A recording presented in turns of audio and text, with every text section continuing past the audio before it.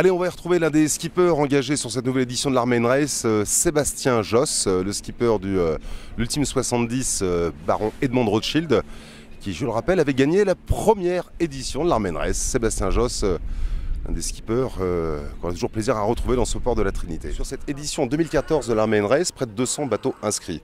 Les petits, les mini qui seront nombreux, mais des grands aussi. Le plaisir de retrouver Sébastien Josse. Sébastien, bonjour. Bonjour. Vous êtes le skipper du Multi 70 Edmond de Rothschild pour une nouvelle participation, pour aller chercher une nouvelle victoire, Sébastien. Oui, on va essayer, on va continuer notre duel avec Sidney Gavinier. Ça fait déjà 2-3 ans qu'on navigue l'un contre l'autre, donc voilà, on remet un petit peu notre titre en jeu sur cette nouvelle édition qui va être vraiment différente de l'année dernière où on avait eu des conditions très musclées. Et là, ça va plutôt être au soleil avec des vents plutôt calmes. Sauf erreur de ma part, tu avais aussi gagné la première édition de l'Armain Race. Exactement, ouais, j'avais gagné la première édition. Pareil, qui avait été assez mouvementée. On était allé virer donc l'Occidental de Saint. Et on a tous des bons souvenirs de ce passage-là. Alors justement, parlons de souvenirs, qu'est-ce qui te pousse? Pourquoi autant de participants à l'Armain Race? Qu'est-ce qui vous attire dans cette course?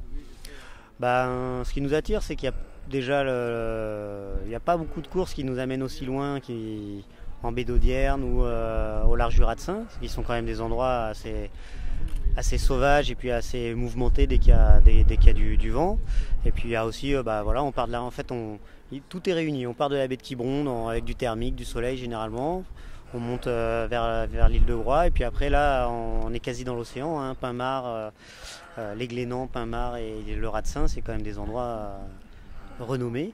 Et puis hop, une fois qu'on a fait un petit peu de course au large, on revient par Belle-Île, par la Téniouse et puis de nouveau dans Quiberon. Donc c'est un parcours qui est varié et puis c'est ça qui nous intéresse. Et puis c'est un peu la mise en route de toutes les équipes du début de la saison. Alors en parlant de course en large, récemment vainqueur de la dernière Transat Jacques Vabre.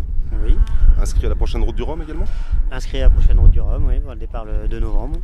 Et puis d'autres projets derrière, j'ai déjà eu écho, on parle déjà de Vendée Globe avec la construction d'un monocoque pour le prochain Vendée Globe, donc c'est en cours, c'est pas encore sorti. C'est dans les tuyaux. C'est dans les tuyaux, c'est pas encore bien, c'est dans la tête des architectes, on va dire.